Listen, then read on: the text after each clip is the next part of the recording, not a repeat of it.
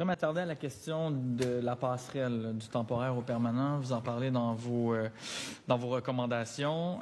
On note par ailleurs un article du Devoir qui nous parlait du fait qu'il y avait 144 000 résidents, en fait temporaires choisis avec un CSQ dans la file d'arriérés. Fait que quand même, ça, c'est des temporaires pour la plupart qui sont déjà sur le territoire, qui devraient pouvoir accéder à la résidence permanente puis pérenniser leur statut. Et donc, finalement, sont particulièrement des semi-temporaires, là, où essentiellement, ils ne sont pas vraiment dans ceux qu'on devrait calculer comme les vrais temporaires parce qu'ils visent à être pérennisés. Je me demandais, à part ça, vous, ce que vous privilégiez, c'était le PEC, ça reste le PEC, c'est le programme régulier avec le volet 2. Comment vous entrevoyez ce passage-là? Puis c'est quoi que vous demandez finalement sur la passerelle du temporaire vers le permanent? Véronique? Bien, je vous dirais que dans le court terme, ce qu'on dit, c'est permettez-nous de renouveler nos travailleurs étrangers temporaires qui sont chez nous. Ça, c'est la première des choses. Parce qu'en ce moment, on ne peut pas les renouveler dès qu'on a plus de 10 %.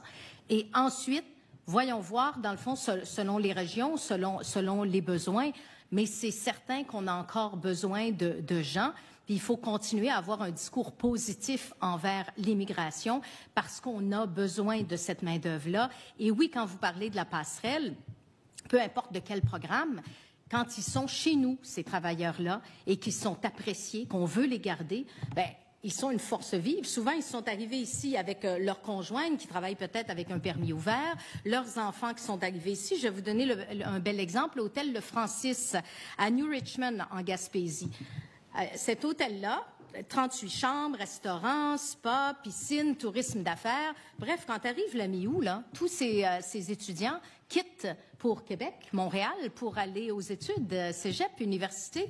Donc, il perd son bassin de main-d'œuvre. Alors, il est très heureux en ce moment de pouvoir compter sur ces Mexicains et ces Tunisiens qui sont chez lui et qui lui permettent de pouvoir continuer à opérer son hôtel.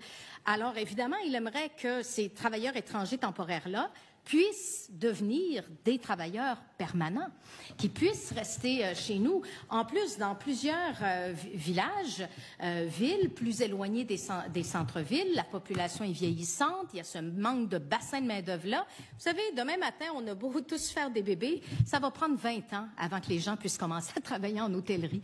On a besoin de cette... ouais, en tout cas, ça dépend quel type de poste, mais une vingtaine d'années, admettons, avant qu'ils puissent occuper nos emplois majoritairement dans nos hôtels. Alors, cette main-d'œuvre-là, elle est indispensable et on veut qu'ils restent chez nous, pas qu'ils demeurent toujours des temporaires. Ils veulent se faire une vie ici, pouvoir investir, acheter une maison. C'est leur rêve de rester ici. Exact. Je comprends que dans l'urgence, vous dites renouvelons le permis de travail puis on verra après. Par contre, si on faisait juste accorder la résidence permanente, on n'aurait pas à faire tous ces renouvellements de permis. Bien, totalement.